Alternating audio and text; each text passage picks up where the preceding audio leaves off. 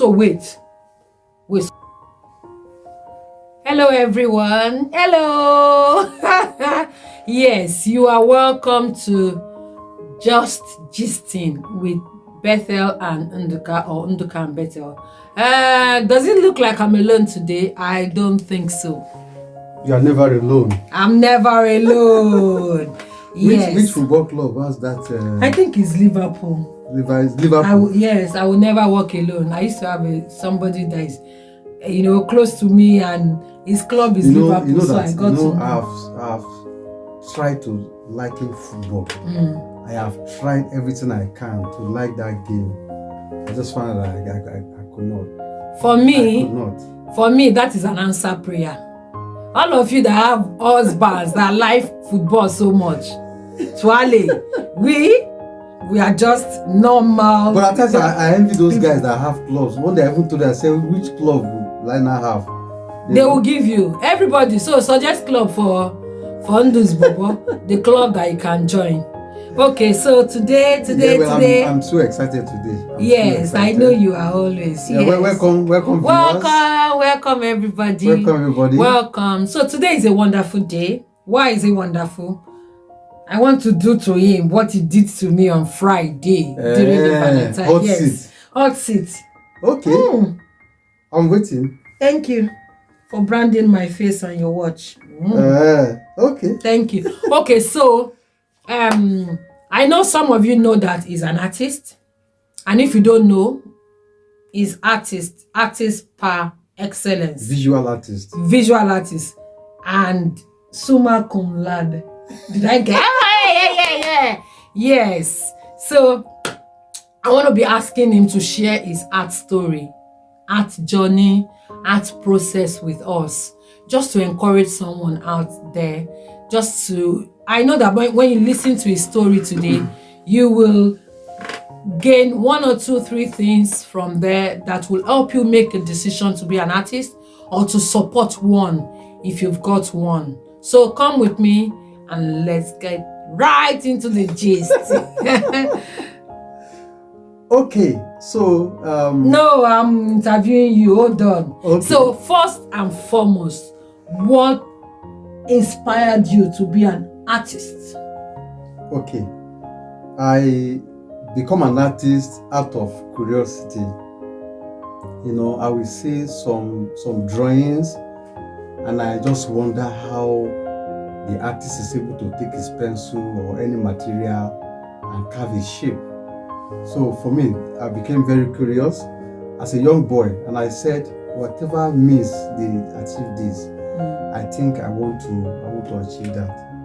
And in a very large compound, we have children running up and down. We will grab chalk, some will grab pencil, biro, we will draw on the floor, we will draw on the walls. Those times that really got me excited. So when I was 9 years old, I was sleeping.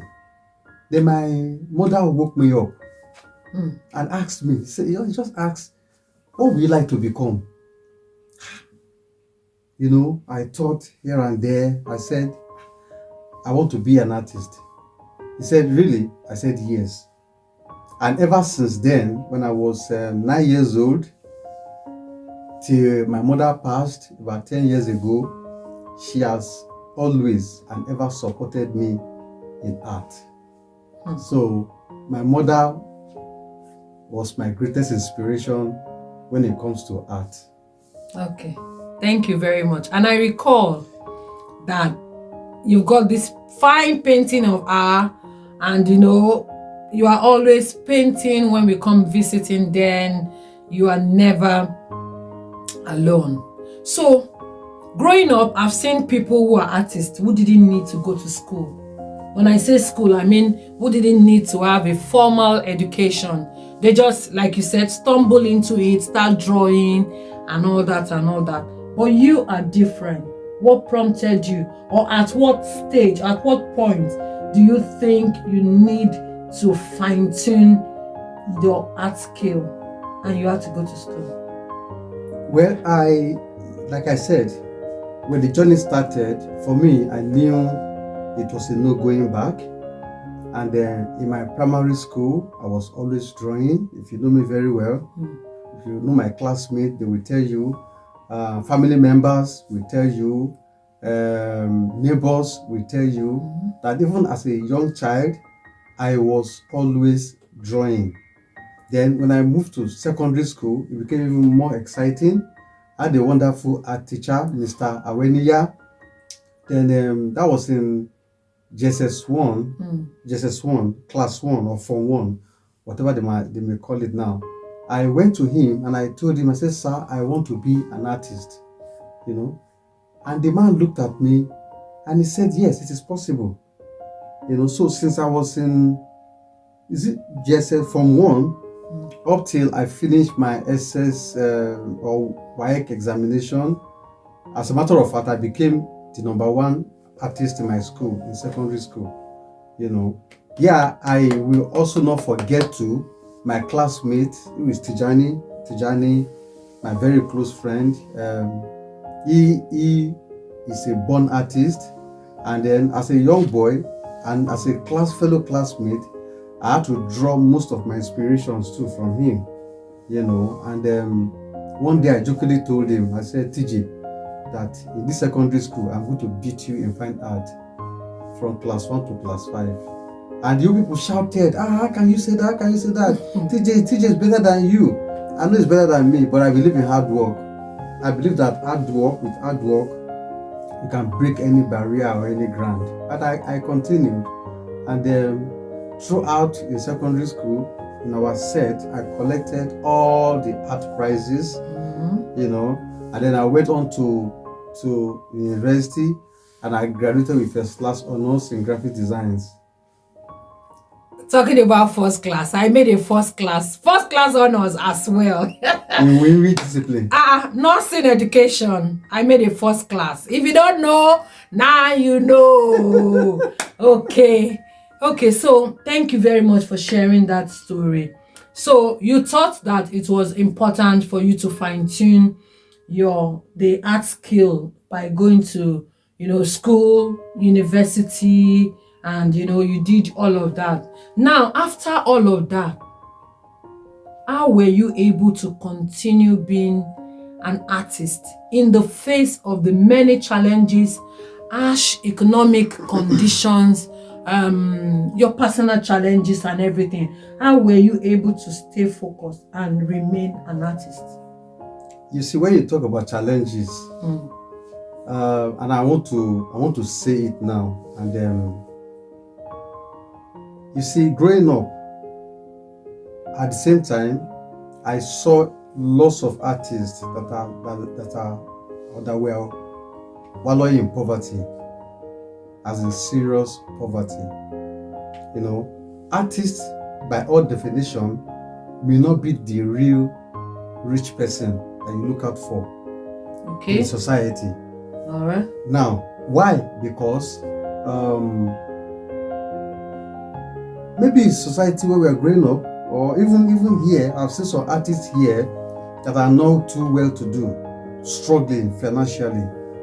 So I saw that right from a very tender age, and I was always strategizing and how to break the edge, go above the limits, and become a very rich artist. So that was why I always advise people, especially artists.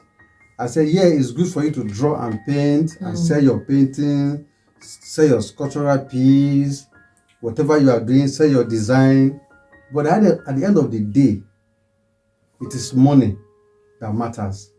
Because if you don't have this money at hand, at the end of the day, when old age sets in, what money are you going to spend?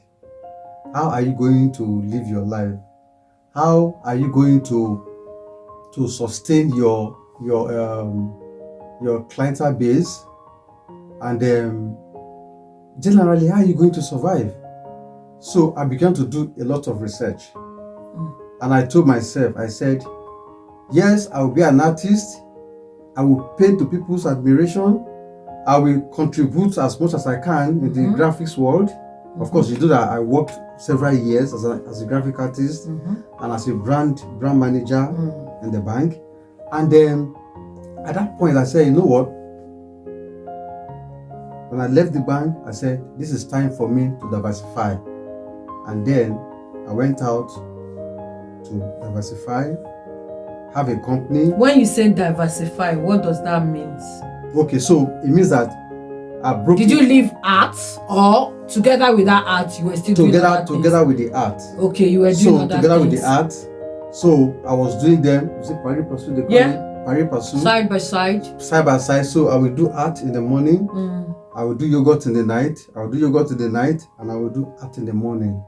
You know, so, and as time goes on, I find out that the side hustle, which is the yogurt business, began to pay my bills. Because any artist, whether you paint or not, is the bills that you must pay. So what is paying your bill? I'm not saying that art cannot pay your bill. Art can pay your bill, but you need to be systematic about it. I think it is I could pick self-discipline from what you have said, power of foresight, and the fact that art, like the visual art, is not something that, for example, in quotes, that brings money daily like that. I've seen you go without no money for some weeks, but because you have other things that you could do. For example, you are a graphic designer, so somebody could say, design this logo for me, do this artwork for me. That you do other things, other skills. You are into shoemaking. You make one of the confectionaries, pastries, and all that. So all those ones covered up for those times when you weren't selling the very big artwork. So I think that's what you're trying to say. Yes. So talking about that, self-discipline, vision, focus, power of foresight, you were able to navigate those challenges. Oh, amazing. So what advice would you give to artists now? People would say, I am an artist, and then that's all. They put a full stop on themselves because they can draw. And then after drawing, you frame it, you keep it, you are waiting for buyers. There is something I missed out. Okay. And I want to say it. Yeah. You know, many years back, I applied to a very big company who were my sponsors at the university, that they should sponsor my art exhibition. And then I didn't get a reply from them. And I somehow felt so bad. But then I had to add the conversation with myself. I said, what if I have a company that can sponsor my own company, that can sponsor my art exhibitions? Okay. Wouldn't that be too lovely? So I don't have to go knock anybody and say, please support my art business or support my art exhibition. So anytime I need to do exhibition, I will just beckon to my company and they are ready to support my art exhibition. Anytime I want to buy art materials, the company fund is there for me to use to advance my art business. And that for me is a very great plus. And so I advise people, artists, to say, look, I know you paint. Even in painting, there are other businesses that are associated with painting. You can sell your prints. Prints, yes. Okay. If your original are too expensive to be sold, you can keep them aside, make a print of it. So if, for example, your original painting is selling for £10,000 or 10 million naira, and you say, you know what, I can actually do the print of it and sell to hotels, sell to corporate building organizations, you know, spread it all around and you make more money from it. Because at the end of the day, you need cash in your hand. You need cash to survive. You need money to survive. Okay, so artists, I know most artists too love photography. You can decide to take pictures, Okay. go to photography, do pictures, and then maybe sell your pictures online. You can do your images for your paintings, and then ask people to download for a fee. There are so many more that you can do. You can research them, go to your AI, go to Google and type, how do I diversify my artwork? And you will see series of things you can do with your artwork. I think also learning, apart from just being a visual artist that draws and paints, you can also go into digital arts. Because you are a creative person. Yeah. The world, the opportunities are bound for you. You know, just put your creativity at work, and it will amaze you the kind of person you will come out with. You know, the company now that I formed, you know, even sponsor art exhibitions for other people, for other artists. That's beautiful. You know? That's beautiful. So in essence, what you are saying is that artists should encourage themselves, motivate themselves, spur themselves on to have more than one stream of income. Look within yourself and see, what else can I do? Don't sit down and say, oh, because I could paint, I could draw, that is it. There are other things, you know, we the public may be seeing, you know, that painting, but there are other things. There is more to you. You are capable of more. You know, you are enough. So bring up those things so as to help yourself. Do you have any final word for people? What other part of you don't we know? A lot. Oh, tell us. No, maybe not in this edition. Okay, so can I say thank you very much for joining us on this edition. We will come again definitely with something hot, something tangible, something that you can learn from, relearn and unlearn. We will definitely be back. So stay tuned. Thank you for the likes. Thank you for subscribing. And thank you for sharing those comments. If you have any question for him, how you can become an artist, what schools is best for you, even for you to be guided on how to talk. At times, it may just be that you need somebody to just speak with you, to bring out that best in you. You can reach out, drop your comment for us. We'll pick it up, and then we will do series on them and get back to you. So thank you very much. Thank you, my guest today, Nduka himself. Thank you. All right, bye. Till we see you again. Bye.